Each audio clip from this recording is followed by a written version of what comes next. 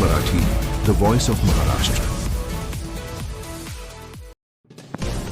कोयना धरण व सह्याद्री व्याघ्र प्रकल्पामुळे विस्थापित झालेल्या लोकांच्या 7 दशकांपासून प्रलंबित असलेल्या पुनर्वसन प्रश्नावर ठोस तोडगा निघावा या मागणीसाठी कोयना धरणग्रस्तांनी गांधी जयंतीच्या दिवशी थेट कोयना धरणाच्या पाण्यात उतरून जलसमाधी आंदोलन छेडले. नेहरू उद्यानाजवळील नदीपात्रात उतरलेल्या या आंदोलनाचे नेतृत्व धरणग्रस्त संग्राम समितीने केले. चैतन्य दळवी, सचिन कदम, महेश शेलार, राम कदम, विनायक कदम, अनुसया कदम, शिवाजी कांबळे, राजाराम जाधव, तानाजी बेबले, संदीप देवरुखकर यांच्यासह शेकडो महिला पुरुष धरणग्रस्तांनी उपस्थित राहून शासनाविरोधात घोषणाबाजी केली.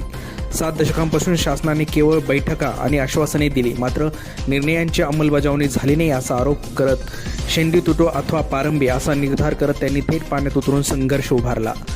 नक्की यावेळेस आंदोलकांनी कुठल्या मागण्या केल्या आहेत? मंत्रालय स्तरावर जमीन मागणीच्या प्रस्तावाला तातडीने मंजूर द्यावी. 1. 2 म्हणजे गोकुळ शिवेंदेश्वर रासाठी या गावचे संकलन करून पुनर्वसन करावे. त्याचबरोबर प्रत्येक धरणग्रस्तास दरमहा 3,000 रुपये निर्वाह भत्ता द्यावा. तसेच कोयना प्रकल्पग्रस्तांसाठी राखीव असलेली जमीन मागणीचे प्रस्ताव मंजूर करणे.